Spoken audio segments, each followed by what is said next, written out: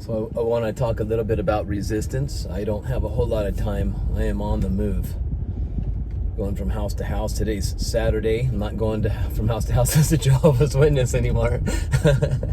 But I have some people that have known me a long time that have followed me from business to business. Even what back in the day when I was a Jehovah's Witness and owned my own hair salon.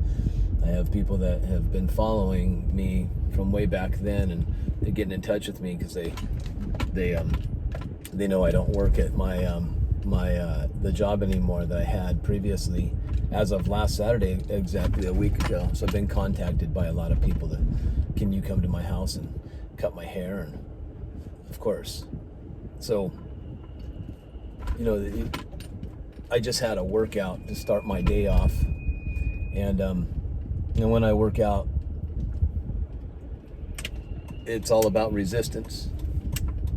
Because if there's no resistance, there's no growth, right? When you lift weights,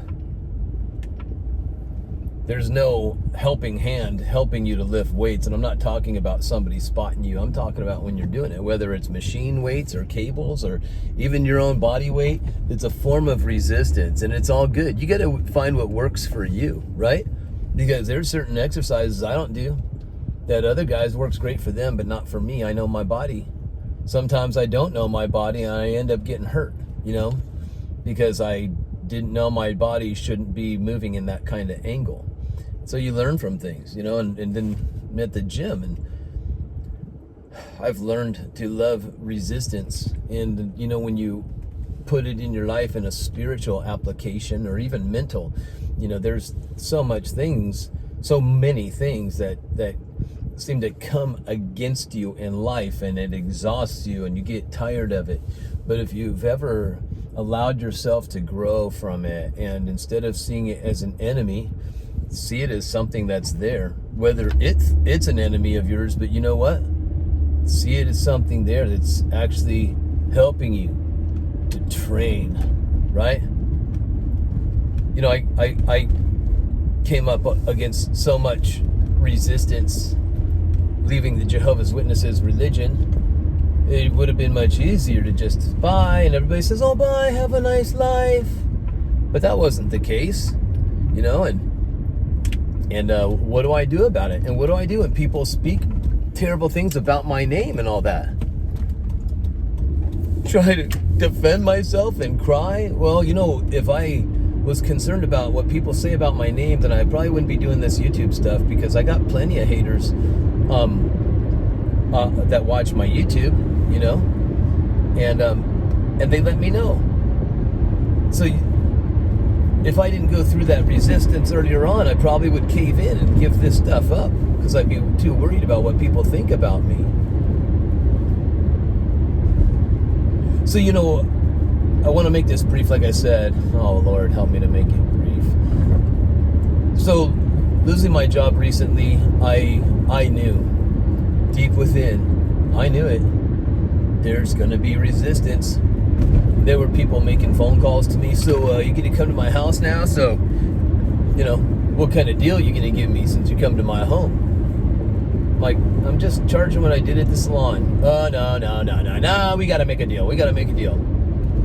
And somebody told me, don't sell yourself short, because my prices are already a deal as it is. And I'm spending my gas and my time going from house to house. I'm not fitting in as many people as I was able to at the salon. So I'm completely depending on provisions coming my way without panicking. But people, quite a handful of people have tried to get me to panic, rob me of my peace, get me to doubt and worry. Oh no, this might not work after all. I better start making deals. I better drive to everybody's house and say, hey, let me do it freebie for a while for you. Not gonna happen. I can't. Right? And when your spirit tells you, do not do that, you gotta listen to it. Otherwise, I'll be having to make deals. I always say halfing. I'll be having to halfing. I like halfing better. I'll be having to make deals for the rest of the time that I do this, right? Before you know it, you're the good deal guy.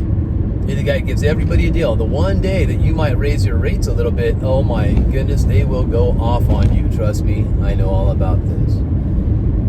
So resistance came, and it's coming more, and I can see it. Don't be surprised if you start believing in divine health. When you start realizing, you know what? The Spirit wants me healthy. And health comes from the Spirit within. When you start believing in that, guess what happens? Resistance. Don't be surprised if sickness tries to attack you in some kind of way. If you want to succeed financially, and you're like, you know what, Lord? I'm putting my trust in you. I'm putting my trust in you. That Spirit that's in you. Well, what do you think's going to happen? Resistance is going to come your way to make you think, wait, opposite is happening, and get you to panic and get you out of the flow and get you to struggle and worry. And all that does is exhaust yourself. And you might even look back to the things behind and say, what did I do? The Egyptians had these slaves called Israelites, and the Israelites were slaves for like 400 something years. And being a slave, right? That's pretty brutal. I was kind of a watchtower slave under the Jehovah's Witnesses religion, but I mean, being a slave and getting whipped and being in the hot sun, getting burned all day, and who knows what they did to people. That's just unimaginable to me, but there it was. But then finally they get set free, right? And when they get set free, they don't like the circumstances that they're in after a little while. Hey, wait, this kind of sucks. We're living in a desert. I thought we were supposed to be in a land that's flowing with milk and honey. And a land flowing with milk and honey, it's a saying back then that just means a land that has plenty, all good things, right? Plenty. But here they enter into a place where there's snakes, there's giants, water is scarce, food is scarce. But the supplies came. They just didn't like the way they came, right? And they started to panic, and they started to worry, and then they started to get mad, and they started to express their anger and all that stuff through the words they were saying. I think in the Bible it calls it murmuring, right?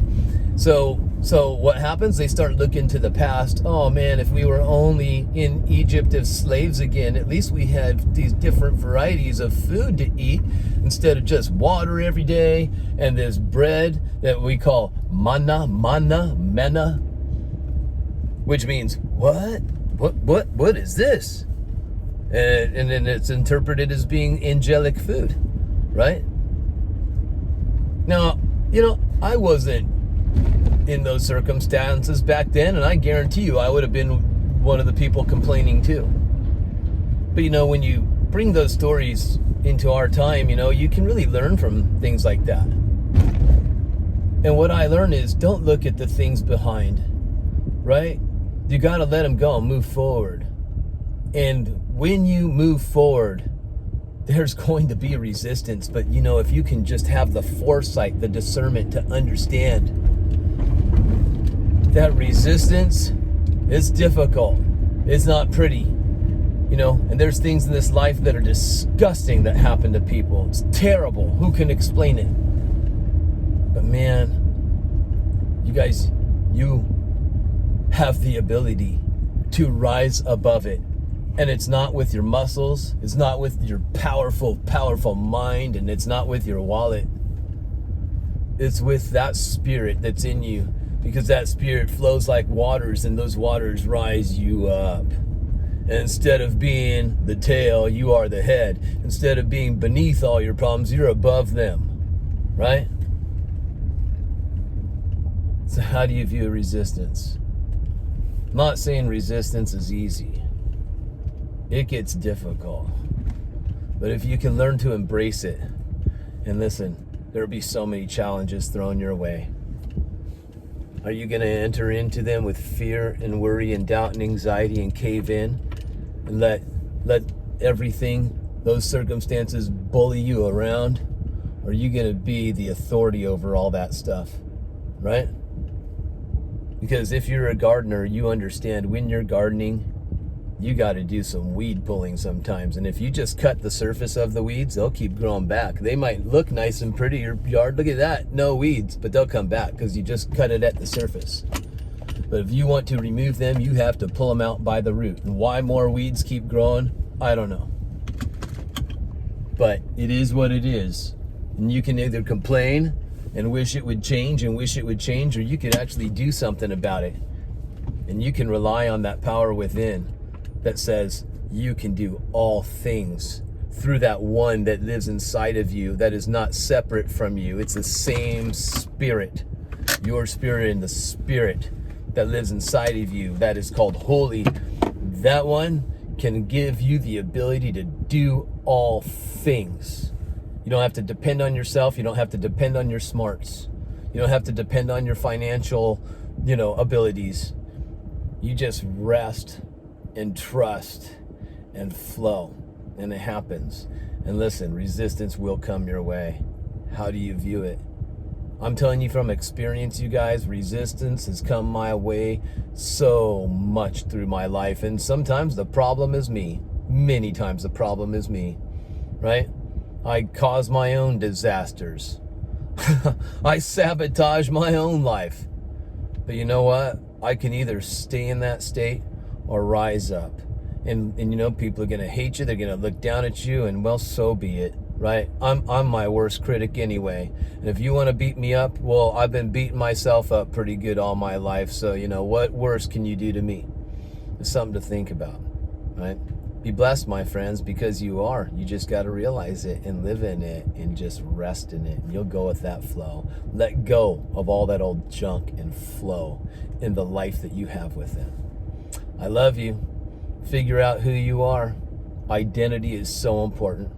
Discover what you have been given as a gift, and then learn to use it and use it well.